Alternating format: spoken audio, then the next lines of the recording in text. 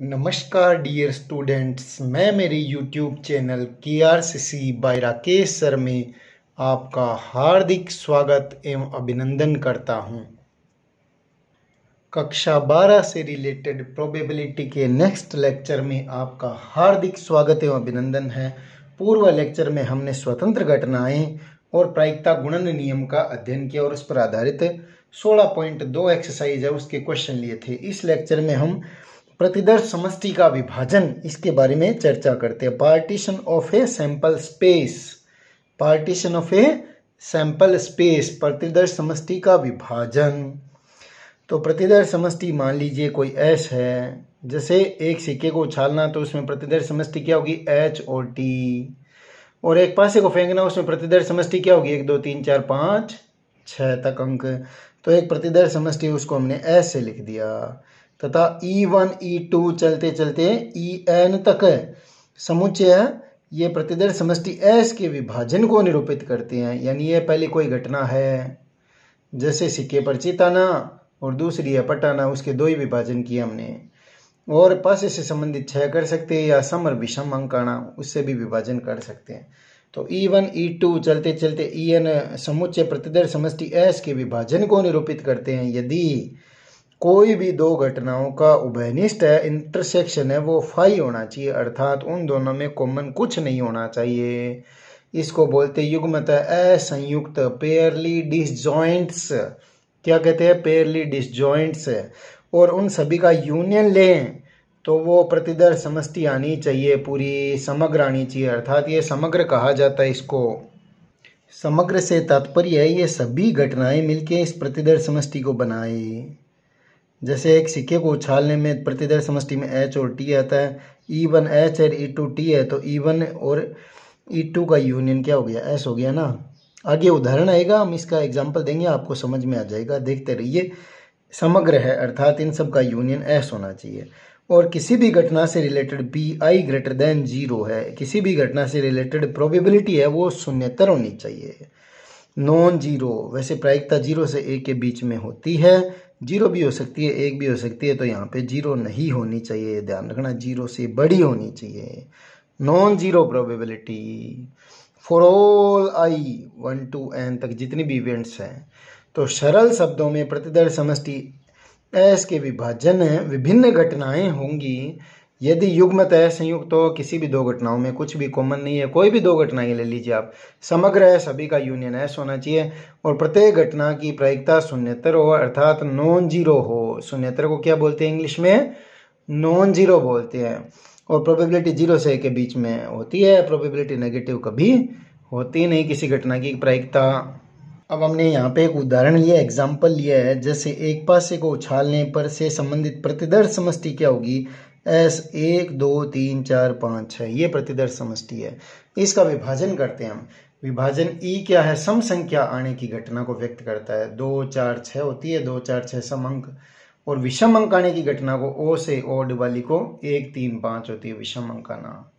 तब EO प्रतिदर्श समष्टि S का विभाजन कहलाती है, अर्थात ये दोनों घटनाएं E को मान लीजिए हम E1 कह दें, जैसे हमने इस डायग्राम में भी ये प्रदर्शित किया है।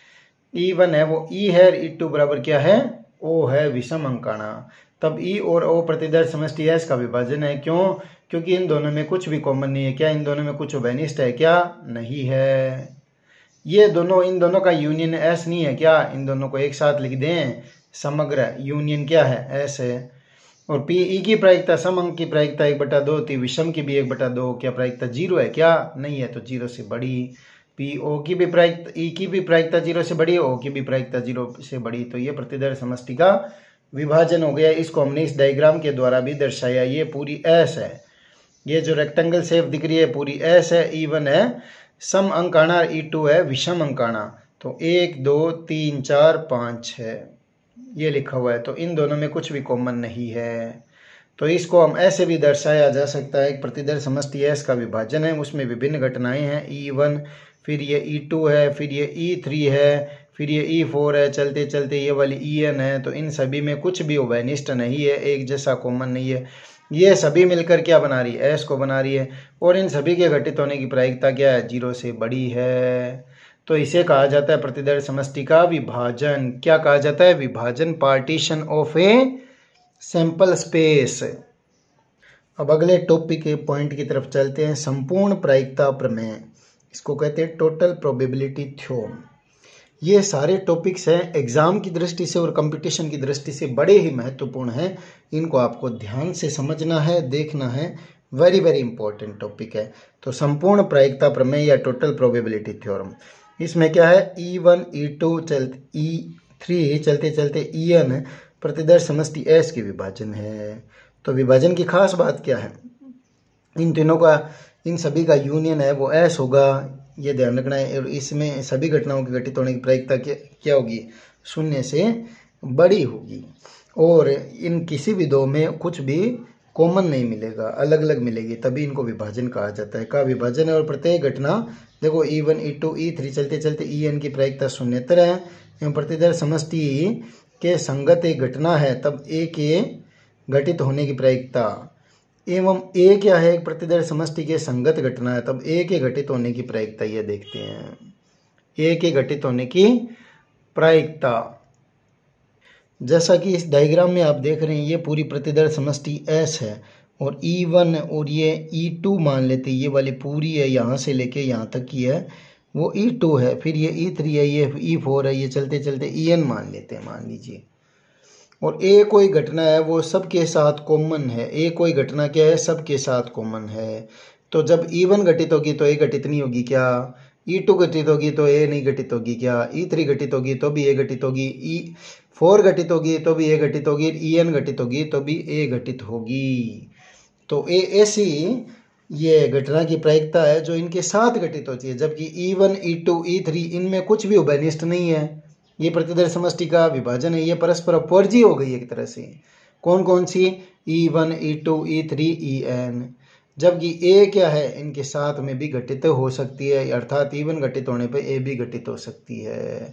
तभी यहाँ पे कहा है इसको संपूर्ण प्रायिकता प्रमेय। A के घटित होने की प्रायिकता कैसे निकालेंगे? E1 के घटित होने की प्रायिकता, क्योंकि E1 घटित हो रही है तब A भी तो घटित हो रही है ना। E1 के घटित होने की प्रायिकता और A के घटित होने की प्रायिकता, जबकि E1 घटित हो चुकी है। E1 घटित हो चुकी है तो A घटित होगी ना, A के घटित होने की प्रायिकता निकलेगी। प्लस ये क्या होगी? ये तो स्वतंत्र है E1 E2 E3, लेकिन ये क्या होगी? A है ना, वो E1 के घटित होने पे भी घटित हो रही है। E1 E2 E3 क्या है? आपके परस्पर अपवर्जी हो गई एक तरह से। तो A के घटित होने की प्रायिकता E1 घटित हो चुकी है, प्लस E2 की घटित होने की प्रायिकता इंटू A के घटित होने की प्रायिकता, जबकि E2 घटित हो चुकी है।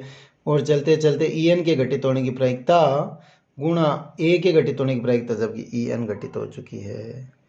तो इन सभी को एक शॉर्टकट फॉर्म में लिख देते हैं, तो एक सिग्मा नोटेशन लगा देते हैं। सिग्मा क्या लगा देते हैं? सिग्मा नोटेशन लगा देते हैं।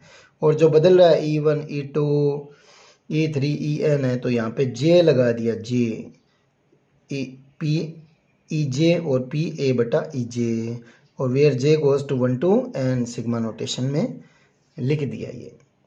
ठीक है ना, ये ध्यान रखना है, J goes to 1 to N P EJ P A बटा EJ। ये क्या है? संपूर्ण प्रायिकता प्रमेय। तो इसको हम डायग्राम से भी आपको समझा दिए हैं कि E1 E2 E3 E4 En क्या है? परस्पर अपवर्जी घटनाएं हैं, कोई भी दो में उभयनिष्ठ कुछ भी है नहीं इसमें, और इनके प्रायिकता क्या है? शून्यतर है। ये सभी मिलके पूरे S को बनाती है। A एक ऐसी घटना है जो E1 के घटित होने से भी घटित होती है, E2 के घटित होने से भी घटित होती है, E3 गैर और En के घटित होने से भी घटित होती है। तब A की प्रायिकता ये होगी P E1 A into P A बटा E1 प्लस E2 A बटा E2 चलते चलते En A बटा En। तो J is equal to 1 to N और P J सिग्मा J, तो sigma J goes to 1 to N P EJ और P A बटा EJ, ये आ गया। तो ये संपूर्ण प्रायिकता प्रमेय का नियम हो गया। अब इस पर आधारित हम एग्जाम्पल्स ले लेते हैं यहीं पे। तो 12वीं के विद्यार्थियों के लिए विशेषकर इसे ये समस्या आ सकती है कि हम पहचानेंगे कैसे इस टॉपिक से क्वेश्चन है, इस टॉपिक से है। तो हमें इसके लिए प्रैक्टिस या इन चीज़ों को अच्छे से पढ़ना होगा, इनका नॉलेज अपने को डेप्थ में करना होगा। इसके बाद में हमें ये चीज़ें समझ में आएगी कि वास्तव में ये सवाल इस टॉपिक से पूछा गया प्रोबेबिलिटी में, और ये प्रायिकता गुणन नियम का है या ये इस नियम का है, इस आधार पे हमें पता चलेगा। तो ये हमारी प्रैक्टिस का लेवल इसमें ज़बरदस्त होना चाहिए निश्चित रूप से। तो उदाहरण नंबर 17 है इस पर आधारित वो सवाल देखते हैं। किसी कक्षा के 2/3 विद्यार्थी लड़के हैं। कितने हैं? 2/3 विद्यार्थी लड़के हैं और शेष क्या है? लड़कियां हैं। इसका मतलब 1/3 लड़कियां हैं।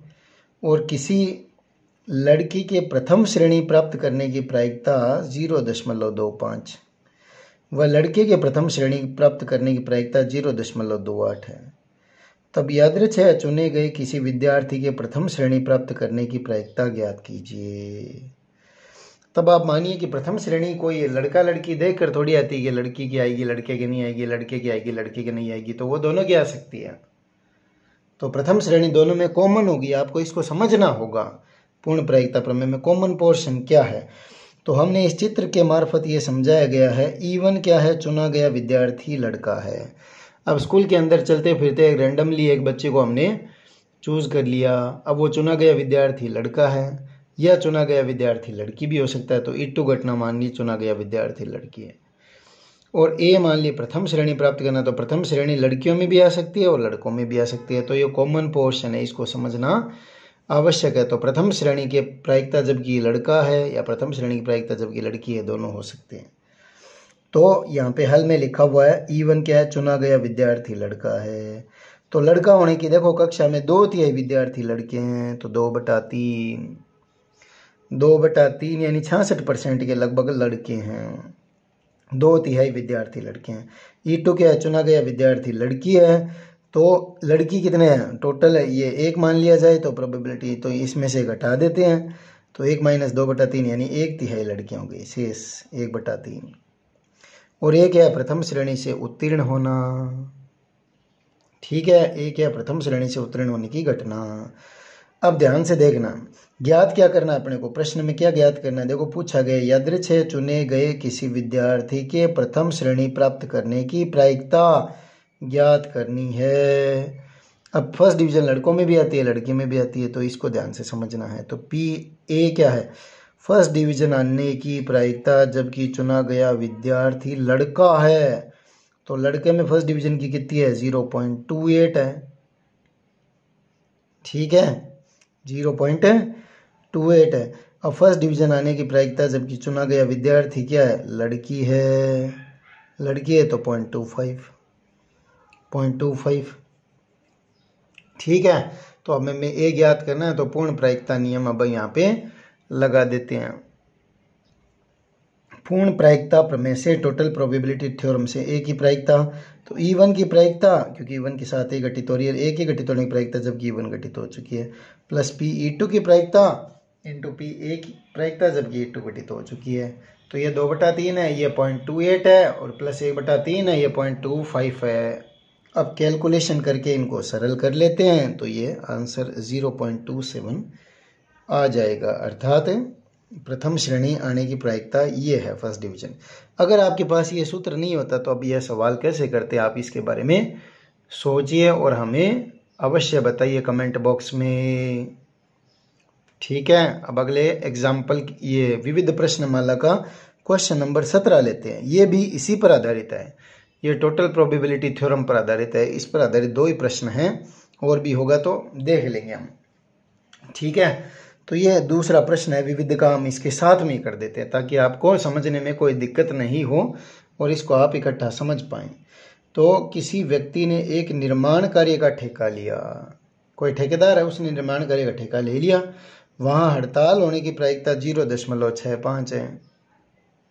अब हो सकता है वहाँ पे हड़ताल होने की प्रायिकता इतनी बता रही है, 1 में से 0.65 है तो 100 में से 65% हो गई, लगभग क्या है 65% कन्फर्म हो गई। अब हड़ताल न होने तथा हड़ताल होने की स्थितियों में निर्माण कार्य समयानुसार पूर्ण होने की प्रायिकता 0.80 और 0.32 है। यानी हड़ताल होने, देखो ये ध्यान से पढ़ना, हड़ताल न होने पहले दे रखा है, न होने तथा हड़ताल होने की स्थितियों में निर्माण कार्य समयानुसार पूर्ण होने की प्रायिकता 0.80 तथा 0.32 है। तो निर्माण कार्य के समानुसार पूर्ण होने की प्रायिकता ज्ञात कीजिए। अब आपको ये लगता है कि पूर्ण प्रायिकता प्रमेय का सवाल है कि ये आपको समझना है, इन चीज़ों को ध्यान देना है। अब जिस व्यक्ति ने ठेका दिया है उसने हड़ताल का ठेका थोड़ी दिया है, हड़ताल होना न होना उससे कोई मतलब नहीं है। वो निर्माण कार्य को समय अनुसार पूर्ण चाहता है। तो E1 घटना मान लेते हैं हम हड़ताल होना, और E2 मान लेते हैं हड़ताल न होना। अब दोनों ही घटना में चाहे हड़ताल हो चाहे न हो, निर्माण कार्य समय अनुसार पूर्ण होना चाहिए।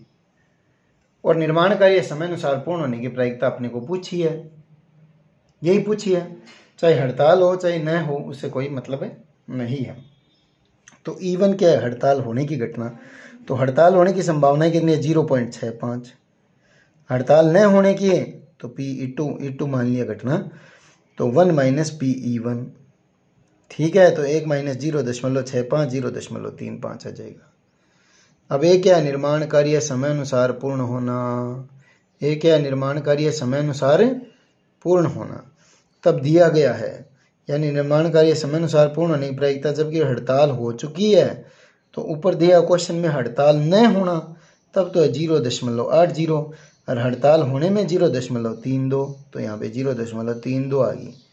हड़ताल हो चुकी है, E1 को हमने हड़ताल माना है। और ए यानी निर्माण कार्य समय अनुसार पूर्ण होने की प्रायिकता जबकि हड़ताल नहीं हुई है, तो 0.80। ठीक है, अब अपने को यहाँ पे ज्ञात क्या करना है? PA। तो पूर्ण प्रायिकता प्रमेय से ए के घटित होने की प्रायिकता E1 के घटित होने की प्रायिकता, और ए के घटित होने की प्रायिकता जबकि E1 घटित तो हो चुकी है, इसके साथ आएगी ये। ठीक है ना। और प्लस E2 के घटित होने की प्रायिकता, क्योंकि E2 में भी इसका हिस्सा है ना, और ए के घटित होने की प्रायिकता जबकि E2 घटित हो चुकी है, तो ये इसमें वैल्यूज रख देंगे 0.65 और इसकी 0.32 और 0.35 0.80, इनको मल्टीप्लाई करके सरल कर लेंगे, तो ये आंसर आएगा 0.488। ये प्रोबेबिलिटी होगी निर्माण कार्य समय अनुसार पूर्ण होने की, चाहे हड़ताल हो चाहे न हो। तो ये तो थे अपने पूर्ण प्रायिकता प्रमेय से संबंधित प्रश्न। अब अपना नया टॉपिक लेते हैं, बेज थ्योरम। बेज प्रमेय बहुत इंपॉर्टेंट है एग्जाम की दृष्टि से, क्योंकि अपना परीक्षा में 6 नंबर का एक प्रश्न आएगा। तो बेज प्रमेय बहुत ज़्यादा इंपॉर्टेंट हो जाती है। बेज थ्योरम क्या है?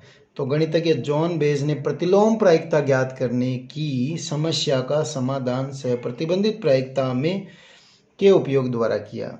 यह इसके उपयोग द्वारा, यानी उसमें प्रतिलोम प्रायिकता में से प्रतिबंधित प्रायिकता के उपयोग द्वारा किया। Reverse probability.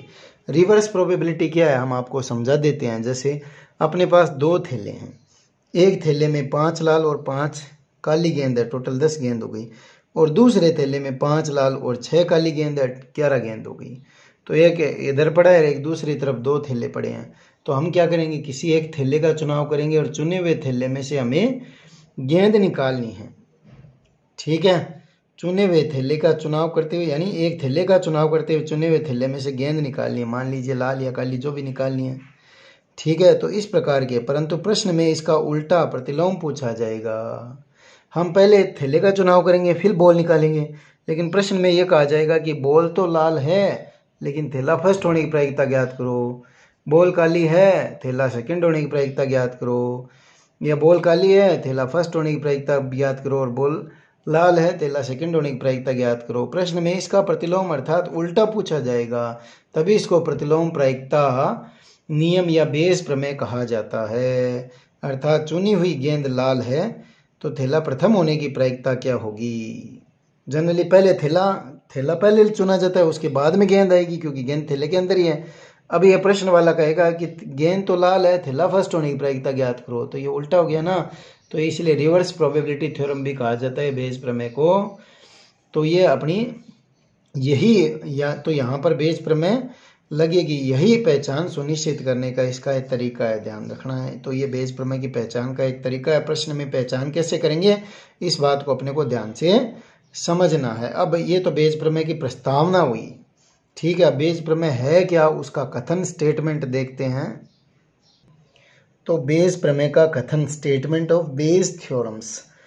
तो ये यदि E1, E2, E3 चलते चलते En अरिक्त घटनाएं हैं, नहीं नॉन एम्प्टीज इवेंट्स हैं, ठीक है, जो कि प्रतिदर समष्टि S के विभाजन का निर्माण करती है, partition of a sample space है। अर्थात E1, E2 चलते चलते En युग्मत है, असंयुक्त है, यानी पेयरली डिसजॉइंट्स है, यानी इनके किसी भी दो में कुछ भी कॉमन एलिमेंट नहीं है। और समग्र है अर्थात E1 यूनियन E2 चलते चलते यूनियन En बराबर S समग्र है। और किसी भी घटना की प्रायिकता वो 0 से बड़ी है। For all I goes to 1 to n, तब A कोई घटना है जो कॉमन है सभी में और जिसकी प्रायिकता शून्यतर है। तब ये बेस थ्योरम का कथन हो गया, ये सूत्र हो गया PEI बटा A बराबर क्या होगा, यानी EI के घटित होने की प्रायिकता जबकि A घटित हो चुकी है बराबर होगा EI PEI और PA बटा EI। और नीचे आ जाएगा sigma J goes to 1 to n PEJ और PA बटा EJ। तो ये आपको अभी आसान नहीं लग रही होगी, कठिन लग रही होगी, ये कैसा स्टेटमेंट आ गया, हमें कैसे याद होगा, क्या होगा। तो इसको देखते हैं, इस सूत्र का प्रूफ भी देखते हैं, तो आपको ये बहुत सरल हो जाएगा, चिंता की कोई बात नहीं है। एक बार पुनः देख लीजिए इस सूत्र को। PEI बटा A बराबर होगा PEI और PA बटा EI, यानी EI के घटित होने की प्रायिकता जबकि A घटित हो चुकी है बराबर होगा EI की घटित होने की प्रायिकता और A के घटित होने की प्रायिकता जबकि EI घटित हो चुकी है। और नीचे पूर्ण प्रायिकता प्रमेय पूरी लग रही है आपको, ध्यान से देखें तो टोटल प्रोबेबिलिटी थ्योरम का स्टेटमेंट है ये पूरा। J equal to 1 to n PEJ और PA बटा EJ, या इसको PA भी कह सकते हैं। तो ये आपका बेस थ्योरम्स का सूत्र हो गया, ध्यान से देखना है। तो प्रमाण देख लेते हैं बेस थ्योरम्स का। प्रूफ में PEI बटा A की प्रायिकता निकालनी है और ये क्या होता है, सहप्रतिबंधित प्रायिकता नियम का उपयोग कर सकते हैं यहाँ पे। E के घटित होने की प्रायिकता जबकि A घटित हो चुकी है तो इन दोनों की एक साथ घटित होने की प्रायिकता बटा A के घटित होने की प्रायिकता, यही तो होता है सहप्रतिबंधित प्रायिकता के नियम के अनुसार। ठीक है, तो इन दोनों कॉमन एक साथ घटित होने की प्रायिकता बटा A के घटित होने की प्रायिकता। अब ये इनको इंटरसेक्शन को ऐसे भी लिखा जा सकता है PEIA बटा PA। अब PEIA को क्या लिख सकते हैं, EI की घटित होने की प्रायिकता और PA के घटित होने की प्रायिकता जबकि EI घटित हो चुकी है और ये A के घटित होने की प्रोबेबिलिटी। अब A के घटित होने की प्रोबेबिलिटी पूर्ण प्रायिकता प्रमेय से ये मान रख देंगे इसका, J goes to 1 to n PEJ PA बटा EJ। ठीक है, जहाँ पूरी समग्र प्रतिदर समष्टि को E1 E2 En में तोड़ा गया है और A उन सभी में कॉमन है, इसलिए A की घटित होने की प्रायिकता E1 घटित होगी तब भी A घटित होगी, E2 घटित होगी तभी भी A घटित होगी। J equal to 1 to n PEJ PA बटा EJ आ जाएगी। तो ये नियम आपको याद रखना है, याद रखना है, याद रखना है, बहुत इंपॉर्टेंट है। PEI बटा A और बराबर होगा PEI और PA बटा EI बटा sigma J goes to 1 to n PEJ PA बटा EJ। इस नियम सूत्र को आसानी से समझने के लिए हम सूत्र बनाने का एक एग्जाम्पल ले लेते हैं, सूत्र बनाने का एक एग्जाम्पल ले लेते हैं, ध्यान से देखना। ये पूर्ण प्रायिकता प्रमेय से ये आपको बता ही दिया है। अब उदाहरण, यदि एक प्रतिदर समष्टि में दो घटनाएं E1 E2 हो, ठीक है, दो घटनाएं E1 E2 और A उभयनिष्ठ घटना है, तब मान लीजिए ये E1 है और ये E2 है और A उभयनिष्ठ घटना है। जैसे पीछे के प्रश्न में किया था, लड़का होना और दूसरे में लड़की होना, और ये फर्स्ट डिवीजन लड़का लड़की दोनों के साथ दोनों की आती है। अब ये पूछ लिया जाए अपने, यानी फर्स्ट डिवीजन आ चुकी है, यानी ये फर्स्ट डिवीजन की लड़का होने की प्रायिकता जबकि फर्स्ट डिवीजन आ चुकी है, क्योंकि पहले लड़का या लड़की होगी ना, फर्स्ट डिवीजन तो बाद में आएगी। अब ये कह रहा फर्स्ट डिवीजन आ चुकी है तो लड़का होने की प्रायिकता ज्ञात करनी है। तो इसका सूत्र कैसे बनेगा, PE1 और PA बटा E1 और PE1 PA बटा E1 PE2 A बटा E2। तो नीचे तो कंप्लीट का लिख लिया जाएगा, ऊपर यहाँ पे E1 है तो E1 वाला ही आएगा। जैसे यहाँ पे EI तो EI का ही है, यहाँ पे EI का भी है। एक बार पुनः देख लीजिए, PE1 बटा A पूछा है तो यहाँ पे लिखना है PE1 PA बटा E1। जैसे I वाला है तो यहाँ पे I वाला ही लिखना है। और नीचे क्या है, J goes to 1 to n। अब J कितना होगा, यहाँ पे दो ही घटना है तो दोनों का लिखना है PE1 A बटा E1 PE2 प्लस में और गुणा में PA बटा E2, ये दोनों लिखने हैं। ठीक है, यहाँ पे प्लस का चिन्ह है, PE2 और PA बटा E2 ये लिख लेंगे। तो ये दो घटनाओं से रिलेटेड हो गया। अगर तीन का आ जाए तो वो और देख लेते हैं।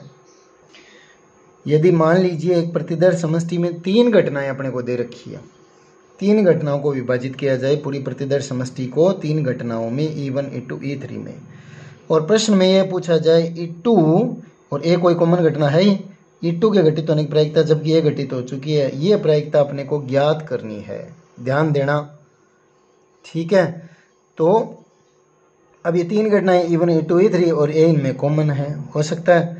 तो P E2 के घटित होने की प्रायिकता जबकि ए घटित हो चुकी है, तो यहाँ पे क्या लिखना, ऊपर P E2 और P A बटा E2, और नीचे तीनों लिखनी है P E1 P A बटा E1 plus P E2 P A बटा E2 plus P E3 P A बटा E3, ये तीनों लिखनी है। तो ये बेस प्रमेय का नियम हो जाएगा, 2 घटनाओं से संबंधित भी और 3 घटनाओं से संबंधित भी। यहाँ पे जो पूछेगा वो लिख देंगे, और ये 2 घटनाओं में इससे संबंधित जो भी पूछ रहा है, E2 पूछता है तो यहाँ पे E2 वाला आ जाएगा, यहाँ पे E1 पूछेगा तो यहाँ पे E1 वाला, नीचे योग आएगा, टोटल दोनों में नीचे योग है, ये ध्यान रखना है। तो ये बेस प्रमेय अपनी हो चुकी है। तो बेस थ्योरम रिलेटेड हमने ये फॉर्मूले भी देख लिए हैं। तो इस वीडियो में इतना ही। बेस थ्योरम्स के आप फॉर्मूले याद कीजिए और पूर्ण प्रायिकता प्रमेय के भी सूत्र याद कीजिए। अगले वीडियो में हम उनके एग्जाम्पल और सवाल को लेंगे। तब तक के लिए इतना ही, और हमारे चैनल को लाइक सब्सक्राइब जरूर करें और शेयर करना न भूलें। टिल देन, जय श्री राम, आपका दिन मंगलमय हो।